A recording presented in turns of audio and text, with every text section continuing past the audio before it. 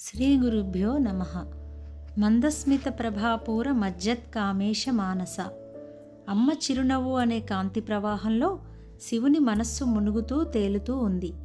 ముఖానికి ముఖ్య ఆభరణం చిరునవ్వు. ఎవ్వరికైనా అమ్మ చిరునవ్వు గురించి వ్రాయడానికి మూకకవి లాంటి మహాకవికి 100 శ్లోకాలు పట్టింది. అదే మందస్మిత శతకం. కావ్యకంఠ గణపతి ముని ఉమాసహస్రంలో కొన్ని వందల శ్లోకాలు రాశారు అమ్మ చిరునవ్వు గురించి. అమ్మవారి అందాన్ని చూస్తూనే అయ్యవారు ఉబ్బితబ్బై పోతాడట. ఇక అమ్మవారు నవ్వితే చెప్పాలా, ఆ అందాన్ని చూసి తట్టుకోలేక శివుడు కన్ను కొట్టాడట. మనం కన్ను కొడితే రెప్పపాటు కాలం, శివుడు కన్ను కొడితే మాసం పడుతుంది. శివుని ఎడమ కన్ను చంద్రుడు.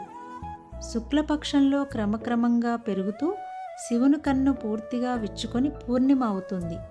కృష్ణపక్షంలో క్రమక్రమంగా తగ్గుతూ శివుని కన్ను పూర్తిగా మూసుకొని అమావాస్య అవుతుంది.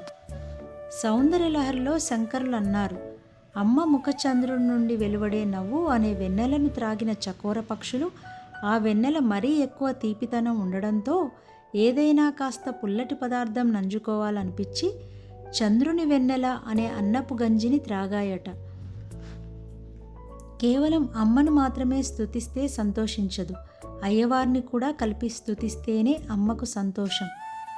అందుకే శివాని అన్న పేరు అమ్మకు చాలా ఇష్టం. మన ఇంట్లో ఆడపిల్లలకు శివాని, భవాని ఇలాంటి పేరు పెట్టుకోవాలి. ఆ పేర్లతో మన బిడ్డలను పిలుస్తూ ఉంటే అమ్మవారి అనుగ్రహం మనపై నిండుగా ఉంటుంది. సచ్చితానందంలో సత్ శివుడు, చిత్ పార్వతి, ఆనందం గణపతి. శివుడు సత్యమూర్తి, పార్వతి జ్ఞానమూర్తి, గణపతి ఆనందమూర్తి. బుజ్జి గణపతిని సంతోషపెడితే అమ్మ సంతోషిస్తుంది. అమ్మ సంతోషాన్ని చూసి శివయ్య సంతోషిస్తాడు. శివ కుటుంబం మన కుటుంబాన్ని అనుగ్రహిస్తుంది. జ్ఞానాంబ అనుగ్రహం కలిగినప్పుడు జ్ఞానం కలుగుతుంది. జ్ఞానం కలిగినప్పుడు మనకు తెలియకుండానే ఆనందం వస్తుంది. నిజానికి జ్ఞానం, ఆనందం రెండూ కలిసే ఉంటాయి. ఆ జ్ఞానానంద స్వరూపమే అమ్మ నవ్వు. ఆ నవ్వే బ్రహ్మ విద్య. మన కోసం ఎప్పుడూ తలుపు తీసే ఉంచే అమ్మ మన హృదయంలో ఉంది. లోకంలో నిన్నెవరూ పట్టించుకోరి వారి తలుపుల వద్ద ఎందుకు పడిగాపులు కాస్తావు? ముందడుగు కాదు, భగవద్ విషయంలో వెనకడుగు వేయాలి. వెనకడుగు అంటే అంతర్ముఖత్వం. నిన్ను అవసరాన్ని బట్టి వాడుకునే వాళ్ళందరినీ నా వాళ్ళు అనే భ్రమలో ఉన్నావు. మానవ సంబంధాలన్నీ ఆర్థిక సంబంధాలే. జగదాంబ ప్రేమ ఒక్కటే నిస్వార్థమైనది, ఆనందకరమైనది, మోక్షదాయకమైనది.